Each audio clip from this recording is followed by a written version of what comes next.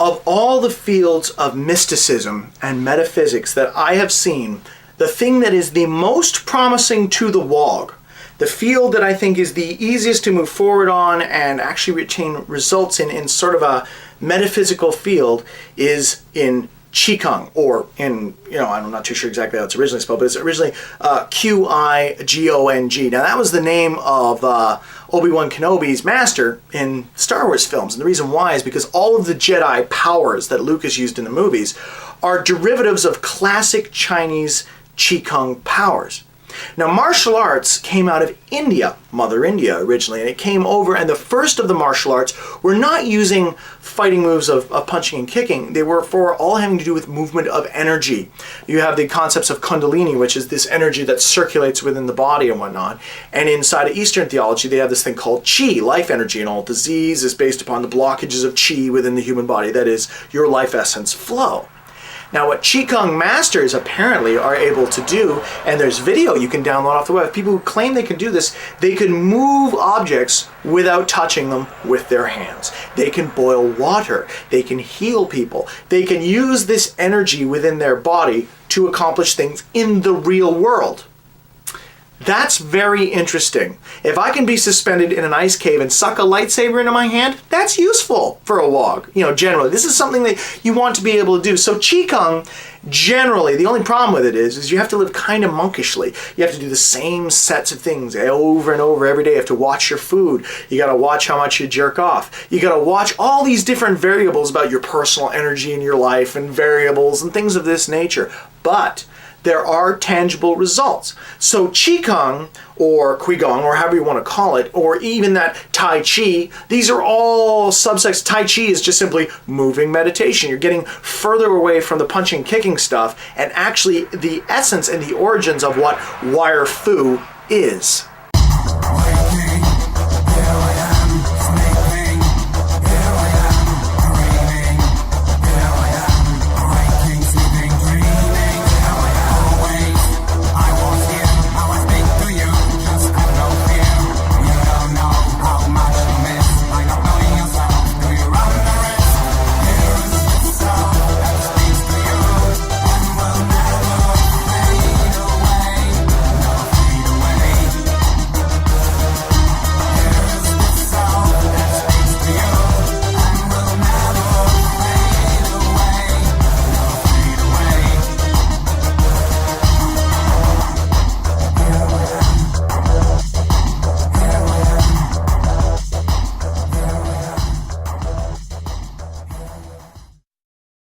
Probably the most dangerous of all of the occult studies that I have come across is the concept of shamanism.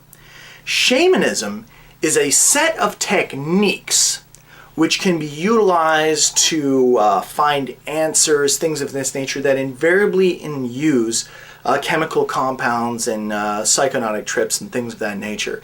Terence McKenna, Timothy Leary, all these guys who in the 60s did copious amounts of pharmaceutical drugs in order to crank open their minds, so to speak, were simply redoing what people had done in the Amazon and in the jungles and things like that. We always have these witch doctors in this.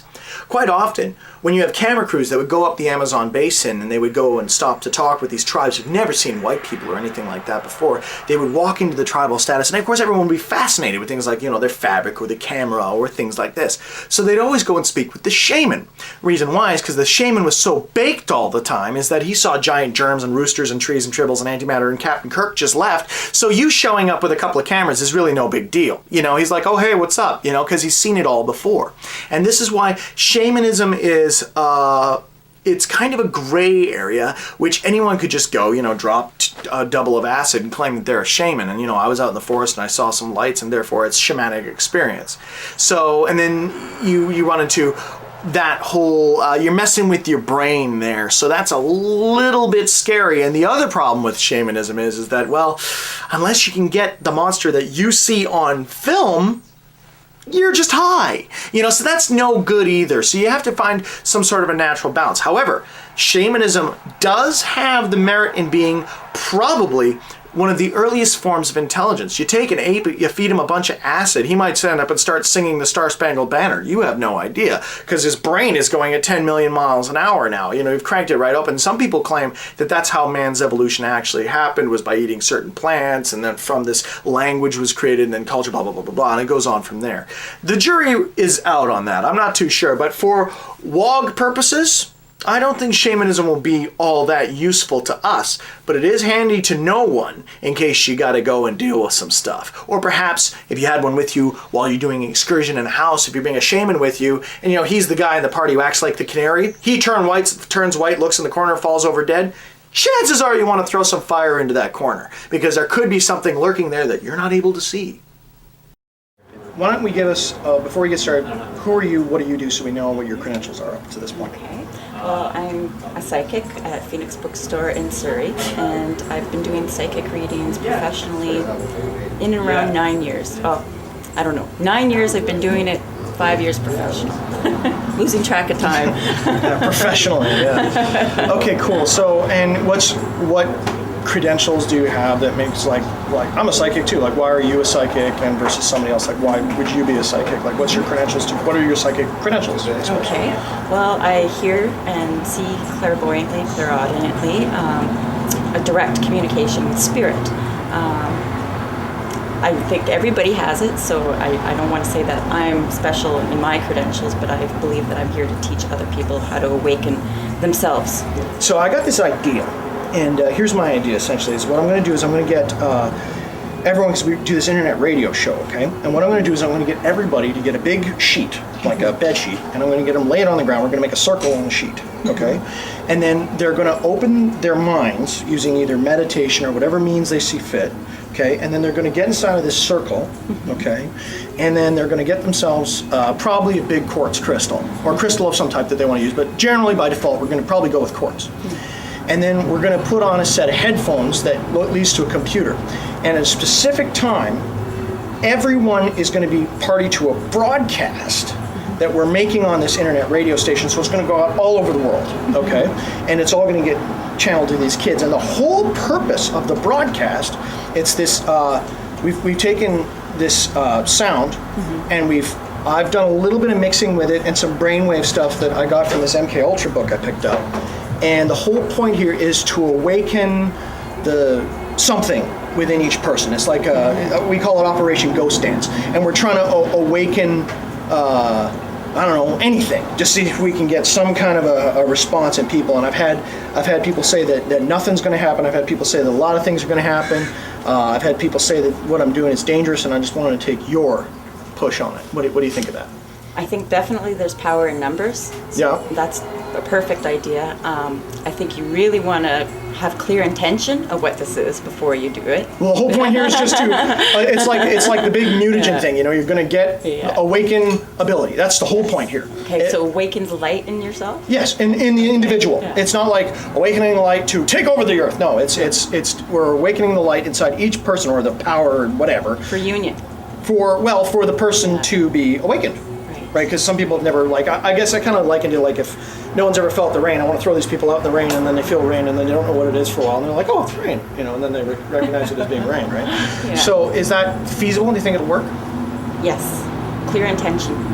With a clear intention. And now how would I make sure of clear intention? You want to know what the final end result is that you want, and then backtrack it. You want to backtrack it, and so that everything that you see coming up to that final point has been taken care of in the best possible circumstances that you can see.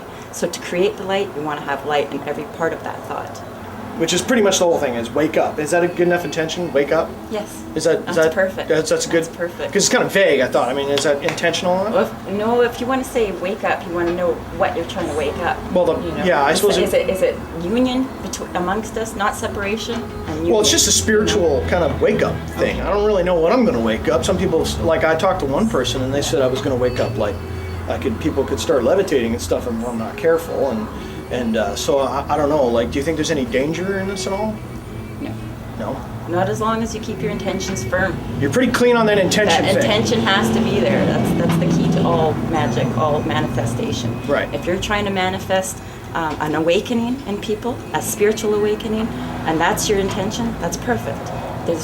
strength in numbers, and all of that light combined. So you think of us all as a light, using our bodies as a vessel. Right. Is what it is. Right. All of that light combined is going to go towards that intention. That's perfect. Okay, so absolutely perfect. I'm probably looking at about numbers here, probably around the 5,000 people mark. I'm probably going to do this. Okay. Is that fairly significant with this kind of a Absolutely. ritual, you think? Absolutely. Has it been done before? I've never been aware of it be done before. I know that there are prayer circles, meditation circles that are constantly trying to pray and meditate on the intention of bringing unity through light and awareness. Right, So, but nothing in the 5 grand scale. not in the 5 grand scale that I've known of. Okay, so this is very, very focused. This is going to happen over a 60-minute period. It's very much going to be bang. And then I want to talk to Graham and get a specific date. What would be a good date to do that on, too. And then it's all going to be, we're going to try to get planetary alignment to the perfect time, and we're going to do it all that way, and then, promote it throughout the whole thing, and then see what happens. If nothing happens, then I'm going to decree that all this spiritual stuff is crap. And that's it. Yeah, pretty much. You got one chance here. And if that doesn't work, then I guess we'll probably hunt supernatural creatures all over the earth and sell the remains on eBay. That's pretty much the plan. Yeah. All right. Well, thank you very much, Jolene. Thank you. Okay. And if people want to get in touch with you, or do you have a website or anything like that, or No, just at the Phoenix Bookstore. Phoenix Bookstore? Surrey. Well, everybody knows Phoenix. It's Yeah. been on the show. Graham, thanks so much. Thank you. Okay.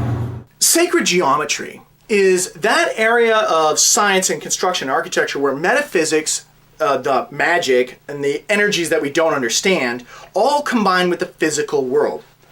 The Great Pyramids. Now, there's those who would think that the pyramids are, in fact, a big gravestone. That's it. That's all. That's all they do. Look at the big gravestones.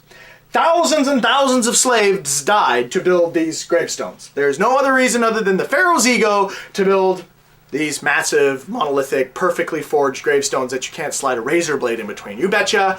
Great big rocks. That's all they are.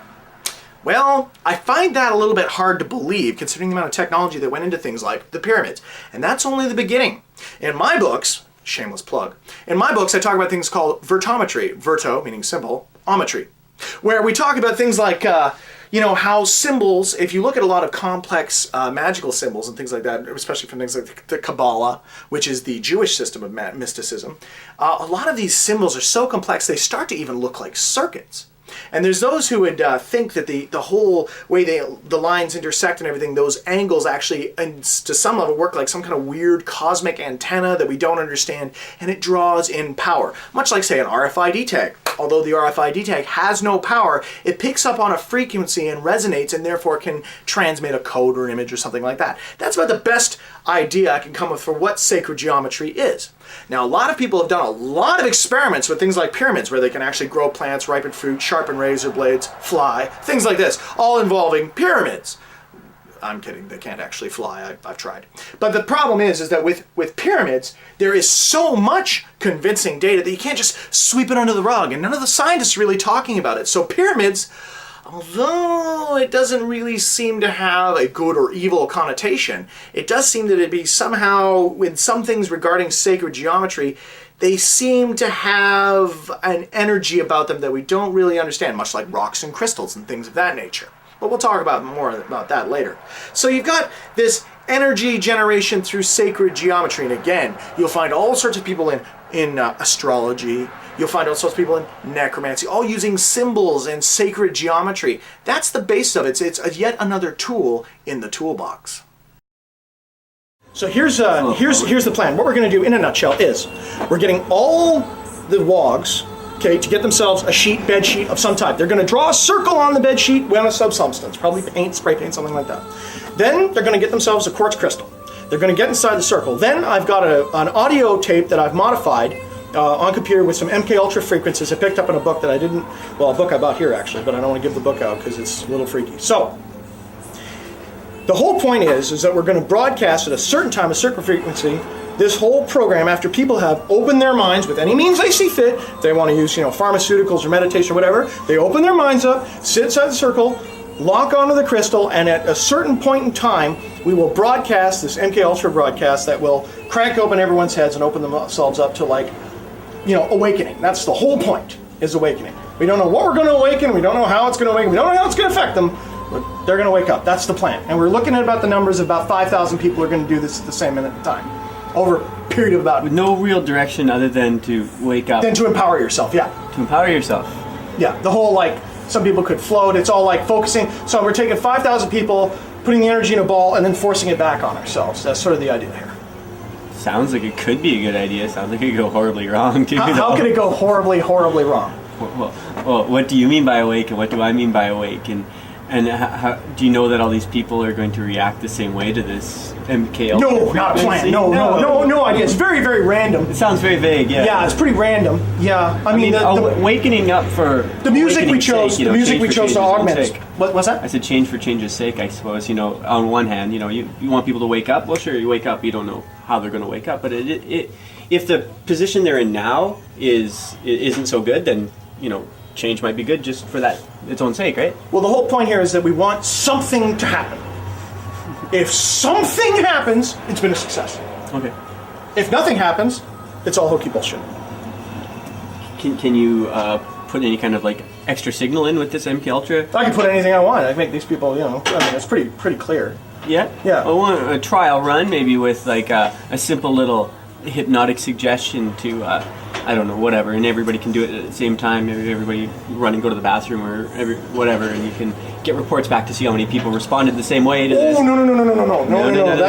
No, we're looking for purely supernatural influence here. Oh. Nothing like that. We're looking for like people who see lights, floating. Well, that's what I was saying. Maybe you could try this on a lesser scale, just to. No. It's just gonna go whole hog right off the bat. Both feet. You bet. Yeah, $5,000. Let's see what happens. Press the button. Do all the people involved know what's going on? Well, they do now. Oh, so that we're going to be seeing this, and this is the introduction to this. Yeah. And what I need from you, and now, do you think you're not? This could go horribly wrong. Yeah. You're on record as saying this could be a hideously bad idea. Well, yeah. Would you think it's dangerous? It depends on who's doing it. I mean, I don't think it'd be dangerous for me or you. A bunch of crazy, overweight kids who are angry with reality and who dye their hair black and generally spend all their time in front of a computer. That could go either way. That sounds interesting, though. I thought so too. Yeah. And I mean, like I said, if the position they're in now isn't so good, then some kind of drastic change, just for its own sake, might be very useful, right? So what about what? Give me a worst case scenario, as bad as it could get. Bad as it can get. Somebody might develop some sort of multiple personality disorder, which is actually fairly common when people are delving down a spiritual path without proper direction, to end up developing multiple personalities. Actually, another thing that people get is asthma. From it's a strange little thing. If people have nervous energy and then they're trying to push themselves spiritually, it comes out in nervous breathing practices. That's I cough when I do that. But really? Yeah. So those are simple things. I mean, that's not really going to be a big deal because a little bit of psychotherapy and your asthma's gone. The multiple personality or any kind of psychosis, that might be a little bit more. So I could make people crazy with this. Yeah, I mean, not everybody. Probably the majority of people are going to wake up in a beautiful, positive way. But those few that don't know the way or can't see that. I'm hoping for fireballs is what I'm hoping for. I'm hoping somebody we do the mutant thing at some point is what I kind of want. But I know that might be a little high. I know that may be a little high end. Helping people to have a manifestation be cool. That'd be cool. Yeah. I mean, you could always put in a little subtle hint for maybe their genetics to evolve or change. Their DNA to wake up and make that next genetic step. Wings would be neat. Wings? Wings would go with wings. Yeah. Okay, but I need a date. What would be the perfect time? Because we want to get everything in line perfectly. So far, I got the circle, the sheet, and a bunch of stuff we've talked about before, right? And you didn't like my last chaos magic idea, so I binned that. But because you said there's really bad karmic responses to me when I was going to do the thing with the website and the chaos magic. Oh, yeah. That was really... this is too. I mean, if you're going to be organizing this, you got to be so upfront with everybody. Otherwise, it's all going to come back on you, right? Oh, it always does. Yeah. So, generally. I mean, and you seem prepared to deal with that. So we can step past that. Yeah, I can always run. So what? Run down my own karma. Yeah. What would be the date? The date. What would be a good try? Well, definitely a new moon. A new moon? Yeah. So like. Is there a special month of a new moon? Scorpio would be neat. Oh, I am a Scorpio. Hey, there we go. Oh, that'd be like Halloween. New moon Halloween? New moon on the Halloween month, yeah. That'd be good. A little hokey, don't you think? Yeah, whatever. Well, I mean, that whole thing's been kind of set that way, you know. Well, yeah, you know, it has. And there's a lot of that energy floating around at that time. Actually, right? that would work really well. Yeah, so if we do it at the new Especially moon, if you're looking for some kind of really dramatic reaction, you know, the society at large is going to expect strange things or allow strange things to happen. blood from walls, stuff like they that. might drip down and spill out things or Yeah, whatever. And these are things you got to worry about, and these are things you want. Not my problem. My problem, everyone who shows up, you know, that's a gamble. They're in the business, you know, it's nothing personal. We just want to see if it happens. And, you know, generally a lot of people would risk having blood run down their walls. No one's really had real things happen to them, you know? It's all on TV, right? I mean, you know. So you're just going for a genuine, real, solid experience here. We're opening gates, man. Get her in here. You bet, boy. Show her up. Yeah? You know, oh yeah. You might, if you wanted to maybe make this a little safer, you might want to give everybody some kind of mantra or meditation or something to repeat. You can call it a spell if you want to program themselves while they're all getting into this. Well, you want to stay away from the album we've chosen. There's an album that we've chosen to augment. So I've taken a piece of music. Oh, okay. Okay, yeah. That'll set everybody on that sort of sets people on a certain path. It's not Tool, is it? No, gosh, I wouldn't use anything. I love Tool, but yeah, no Ministry or nothing like that. No KMFDM or. They're also all facing north as well. Yeah, they're all going to be facing north. Is that okay? Somebody told me that. North. It's like a Wiccan thing or something like that. So they're all focusing their energy in one direction. Yeah. Yeah, I guess north is as good as anything else that I can think of. What if they all faced like the Rant Radio studios, like Mecca style? Would that be better or no? I'm actually talking from a metaphysical standpoint. Actually, that could be very interesting, especially if you're the hub for this whole thing, right? So if we got everyone to point, like if we got a GPS coordinates and everyone had to figure out where they were in relation to Rant, and everybody just kind of pointed themselves at Rant Studios. So that'd be north. So we have to point back at me because I'll be doing this live with a medic on standby at the Rant Studios. Yeah. Okay. Well, I mean, north would work, and north would be easier for everybody. But you know, one step up from that would be.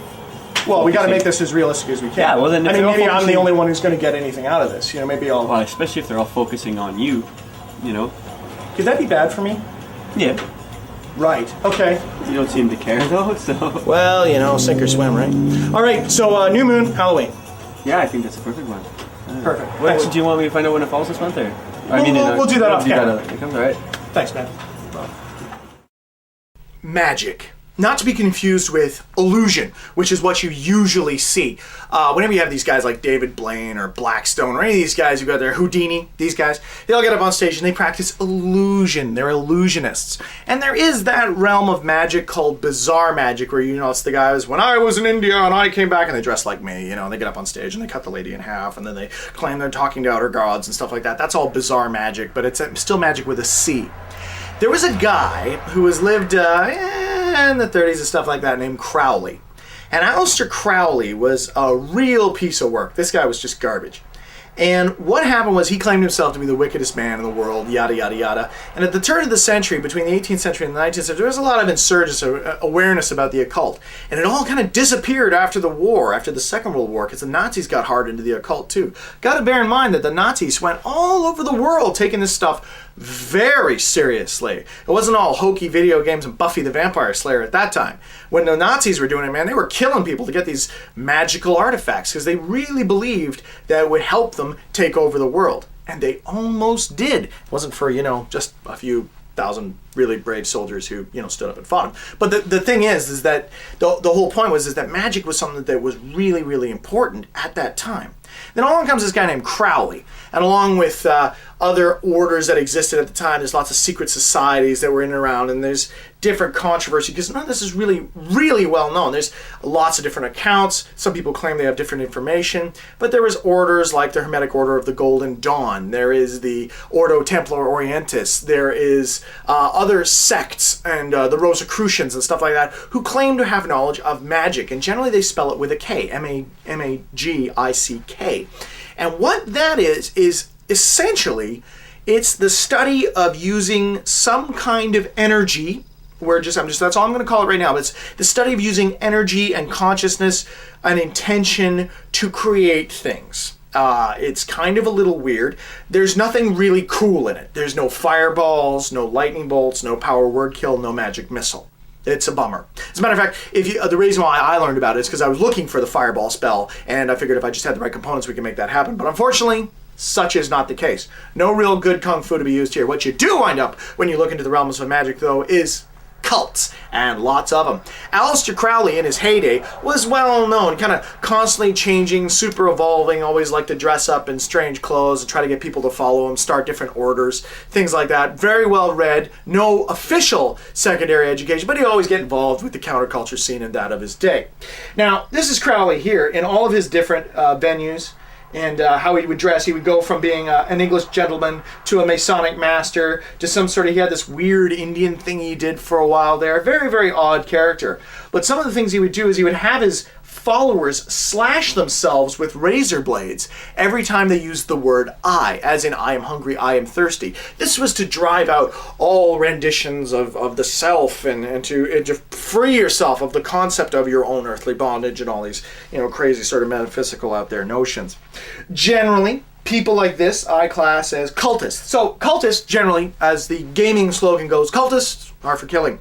Nobody ever really wants to deal with the cultists because it's never a role-playing game. It's always some bastard with a black robe and a dagger who comes running at you when you're trying to save the little girl. They're always out there. These stupid cultists who they get it in their mind, they're like, oh, if I blow myself up, I get to go to heaven. Beep. And that's where the term assassins even come from. The first assassins were all high on hash. There was this guy named Hassan in India who used to take people in. He had a bunch of whores working for him. He'd get them all ripped up on hash, throw them to the lesbians for a while. They blow his freaky little mind. When he comes back down, he says, you know where you were? No. Heaven. Really? You betcha. And all you got to do is kill for me. You get to spend eternity there.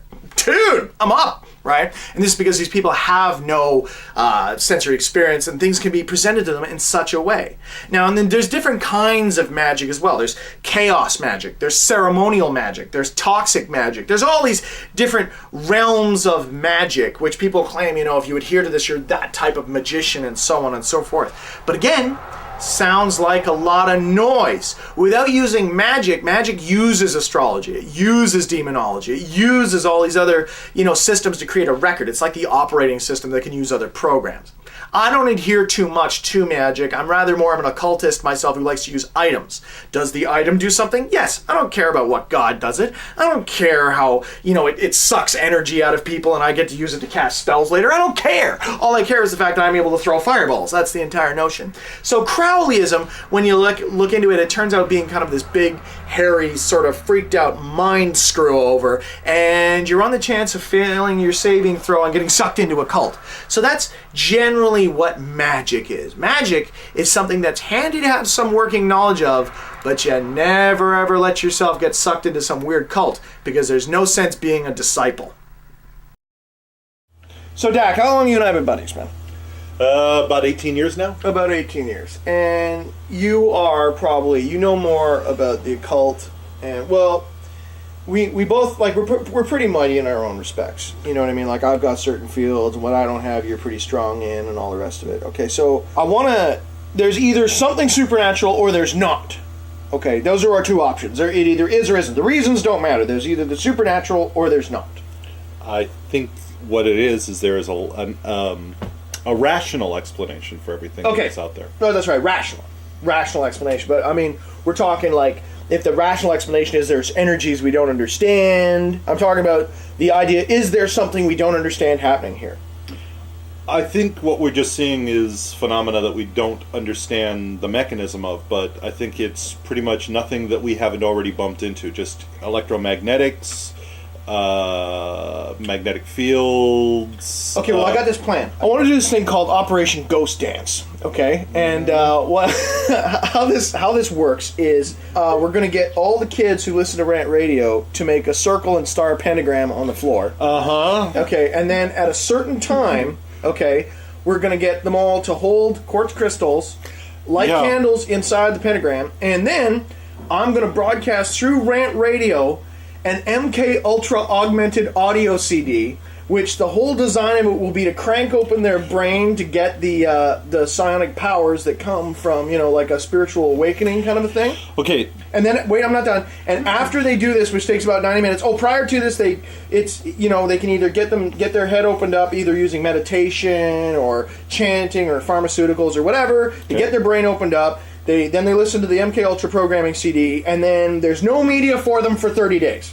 They're completely cut off. No computer, no television, no music, nothing. They're only allowed to read for 30 days. As a media fast, now according to the books I've read though, it's like when you do chaos magic and stuff like that, if you make it a finite event, right? If you make it a finite event and then you cut off all media event, the only thing they have to focus on as their last media experience is the MK Ultra programming that we put out through the radio, through the web, right? Because it's totally unregulated and I can do that. And then that way they got 30 days and then their energies will be focused on this awakening and their own senses for 30 days. So if correct, it'll do something. Like these kids should either develop some kind of psychic ability maybe, or it'll do nothing. But I'm thinking that the wogs on the whole could turn into a bunch of psi mutants if we do this correctly. Okay. So, and plus, no, it has the virtue of never being done. True. It has the virtue of never being done. You should remember some of the shit they did in the 60s. Well, no, the CIA says that they have had about an 8% success rate with remote viewing. Okay, so bottom line, by their specs, man, if I get 100 people to do this, I got 8 psi mutants by the end of it. No, you got at least 8 people that should have an effect. And more to the point... but if I got 8 people that have an effect, that means the supernatural is real. No, psychics or phenomena like this, we've actually already proven. MIT has done a number of studies which has proven the effect of human consciousness beyond its own level. In other words, beyond to the exterior. That's already been proven. Well, great. So what Operation Ghost Dance will do then? What'll this do? But the supernatural and psychic, or ESP, extrasensory perception or phenomena, I think are two separate things. What I think you're talking about, well, I shouldn't say what you're talking about, what I think you're working with is the ideas of images and techniques. Now, certain things work because the images draw into our subconscious. Right. If you believe in the supernatural, the bells and whistles of the supernatural will aid you.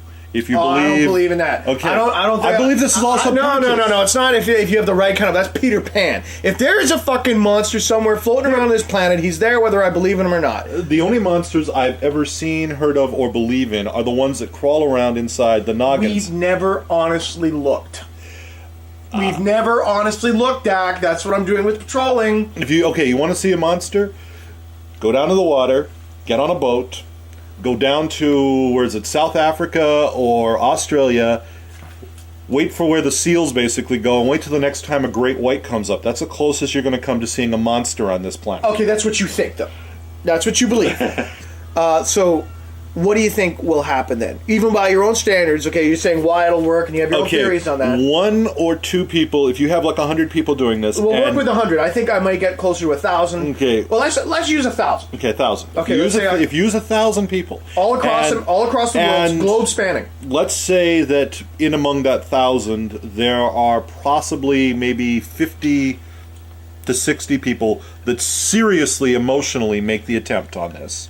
Because I'm talking about statistics and just human beings, okay? Okay, well, let's make it 100 people. So we'll say I've got 1,000 people who do it. 100 people who really try at it. I'll say you'll get about 5 to 10 people who have an intuitive flash. Okay. Now the thing is, though, is that the whole purpose of this thing, with the programming that I've got, it's not going to be a flash thing. This is, I'm taking all this power, because normally in ceremonial magic what they do is they take all this power, and then there's the mage who's running it, which in this case would be me, and then they take that power and they cast a spell. You also get 10 people who will probably hallucinate and believe they've actually seen something, because I think it works out to about 1 to 2% of us are actually schizophrenic.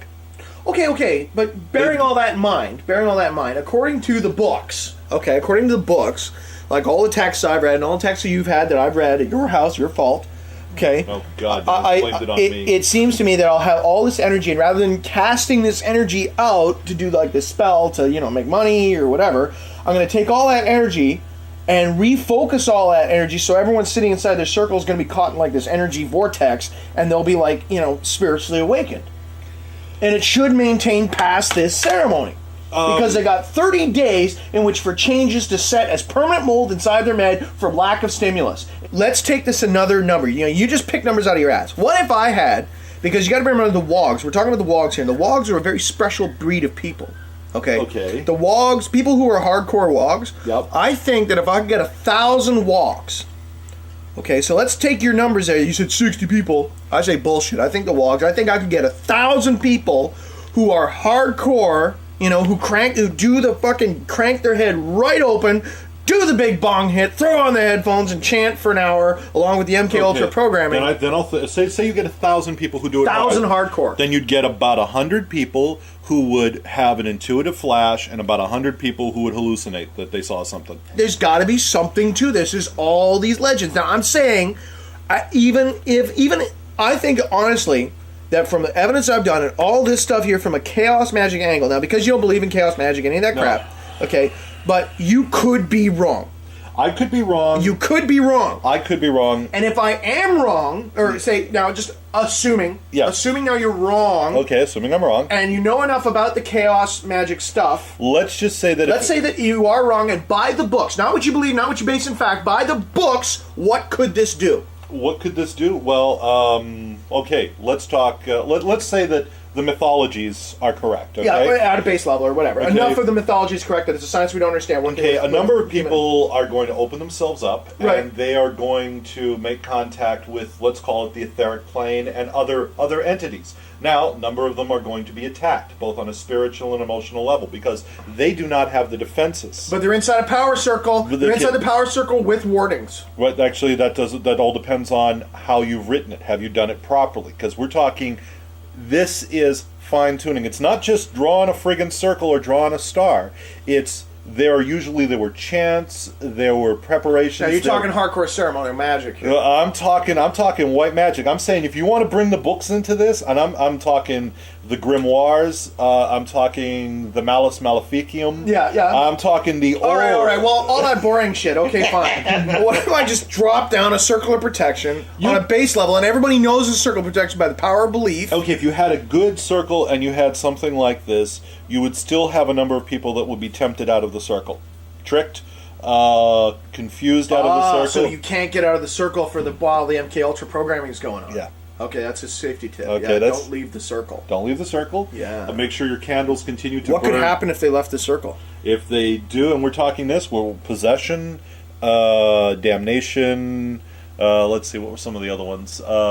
Physical attack. So, but bear in mind though, that means though that we'll have some people who get attacked and are wounded. But these are the soldiers who will have acceptable losses, in the spiritual plane, so that we know that there is something going on there. Yep. I mean, if you're getting ass rammed by something, you know you're getting ass rammed by something. And you'll be like, Sean, you prick. I got ass rammed in my attic by some spiritual entity. Thank you very much. There's also a chance of some people being killed. Killed? How? Yeah. Well, pushed down a flight of stairs. How do people die in the bathtub all the time? So they just explode. No, they just trip. Do you think they could explode? So we got the threats. You've pointed out the threats. Yeah, demonic possession. Yeah, you could explode. Okay. Past that, okay, because realistically speaking, if you and I both know that if I gave you a glass of mutagen and said, Dak, there's a 90% chance you will die if you drink this, but there is a very small chance you could develop superpowers. You'd be guzzling this shit. You know what I mean? You'd be like, whatever, 500 people died, I'm one of the 4, I'm Superman. We'd be all over that. We'd roll the dice. Have you look at my life? Do you blame me for drinking the mutagen? I mean, look at everybody's life. Okay, but seriously though, for all these people who are doing this, right? Now, we got the threats, but if the books are correct, what could this do?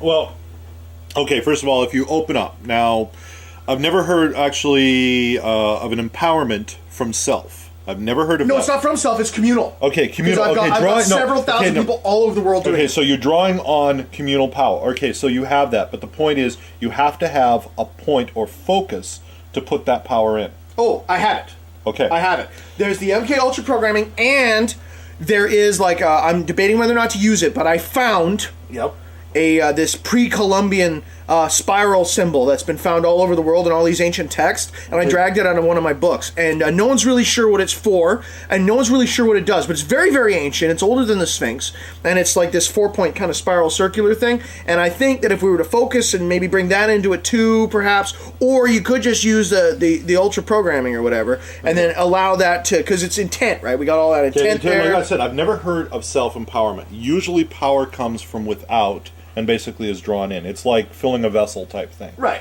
Okay. I want to make sure all the wogs get power.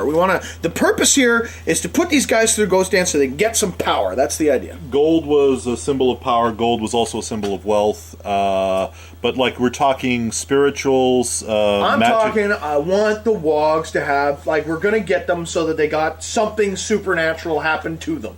Okay. I don't care what it is. I don't care if they grow fucking wings. Okay. But I want something supernatural to happen to them. That's the plan. Operation, that's the whole purpose of the tasking. I know it's dangerous. I know it's like a bomb, but it's something that we got to do. But you're not going to go on to say what you think could happen. Well, I don't think anything could happen, but if you throw everything in, right, like I said... Something could happen. Something could happen. Technically, what did Carl Sagan say about, like, reversing? I could drop this glass and it could basically reform. Yeah, yes. Anything could happen. Okay, so that's all I wanted. That's all I wanted. I just wanted, you as my backup to say that it is possible that we could develop psi mages out of this or something. Yes, I give it my thumbs up. Outstanding.